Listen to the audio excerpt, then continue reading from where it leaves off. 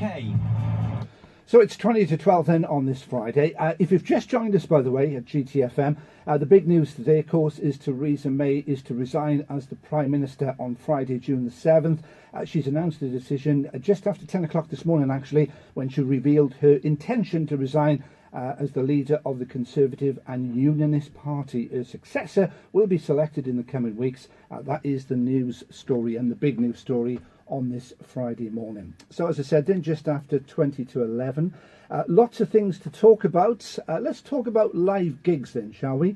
Now, there was a time that Cardiff would host gigs at Sophia Gardens in the old Cardiff capital. Both those venues, of course, sadly no longer with us. But one venue that stands tall and that's been there now for 2,000 years is just about to kick off, if you like, a season of open-air concerts in 2019. But what about the bands of the past then? Who's played Cardiff Castle in the past? Well, I know a man with all the answers to those very important questions on this Friday. Let's say good morning to Luke McGruther. Good morning, Luke. Good morning. How are you this morning? Oh, I'm very well, thank you. How are you? I'm not too bad at all, thanks, Luke. Now then, we've had the build-up. Noel Gallagher's High Flying Birds, of course, kick it all off tonight. But let's go back to the 70s. And some pretty impressive artists played the castle. Oh, absolutely, yeah. We've had some pretty big, not just the 70s, but we've had some pretty big performances here over the years. Probably one of the most famous ones was Queen. Once played a concert here at Cardiff Castle. But over the years, we've had a lot of people. We've had Tom Jones. Recently, we've had Pete Tong here. We've had Green Day. The Manics, and we also, not only that, we had a boxing match here as well, Joe Calzaghe. That's right. Now, I did a little bit of research, not much, because I knew you'd have all the answers for me, but the Rolling Stones apparently were scheduled to play in the mid-70s. That's right, yeah, they were. I don't know much about that one, I'll be honest. But yes, absolutely, they were, yeah, I know that. Yeah, maybe the politics of the day put pay to that. Could be, yeah. I wouldn't know. Yeah. Now then, Queen, of course, September 1976, I believe. Do you know anything about how that actually came about? It's just one of the. It's always been just an area. If someone wants to perform in the sort of the Cardiff area, it's a landmark, isn't it? The castle, and it's a good venue, and it's a place that they seem to want to play.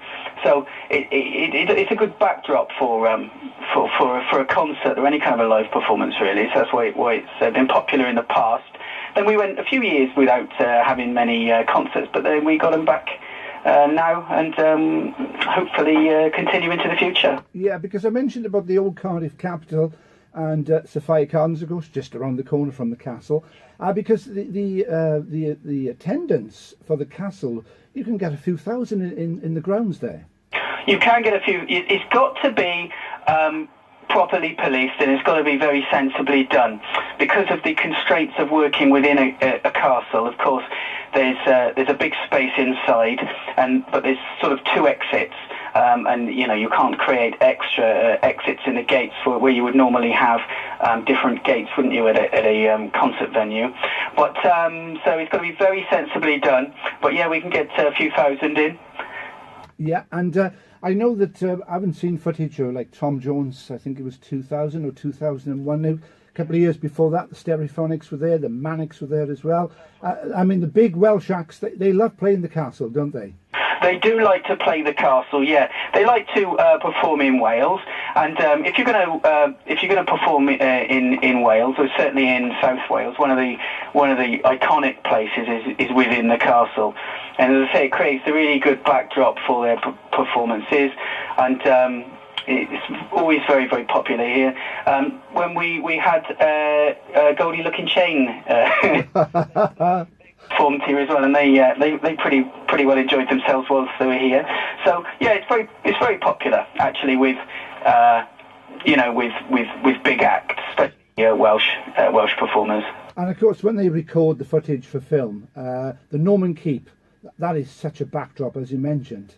Oh, it's a really good backdrop, and there's so much they can do these days. What they do is they'll take drones up, not above the crowds, but they can take drones up to quite a height. They get some really good shots of the crowds next to the keep and within the walls, and they very often what they'll do is they'll project the footage onto the screens next to the keep. So it creates quite a backdrop.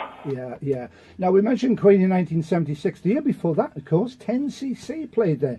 And it was quite an impressive lineup. You had Steel Ice Band, who were a big band of the day, and also Thin Lizzy. Yes, yeah. We've had a lot here over the years. Sort of stately homes and things. In a way, Cardiff Castle is a stately home. Since the 70s, they have been popular venues for big acts. So yeah, we've had some over the years. Yeah. And I think as well, Status Quo also played in 1976. So the 75-76 period was really good, wasn't it? It was some really well-known acts, and it's a testament to the quality of those acts that actually a lot of them are still around today. Absolutely, because they played the castle. Yeah. Right, so bringing it all up to date, tonight Noel Gallagher's I Flying Birds, but this is very impressive, Luke. I've got to say, the Killers from Las Vegas, they play Glastonbury on the Saturday, that's the 29th of June, and the night before, Cardiff Castle. They're playing Cardiff Castle, yes. So we've got 3 really big days in a row. We've got on the 28th is the Killers are performing here. Then the Manics will be performing on the 29th, and then we've got Paul Weller on the 30th. So 3 really big acts, all at the same, around the same period. So that's going to be very, very busy time for us, and it'll be very, very popular. Excellent. Has Paul Weller played the Castle before? I think he has. Yeah, I'm pretty sure he has played before, Paul Weller. Yes, yeah. I think it was before my time. Yeah. Did he play? 4 years ago. Oh, 4 years ago. That's. The thing is, we get so busy here with things like that. Oh yes, absolutely. They slip your mind. Yeah, he was here 4 years ago, and it was a sellout at that time. Yeah.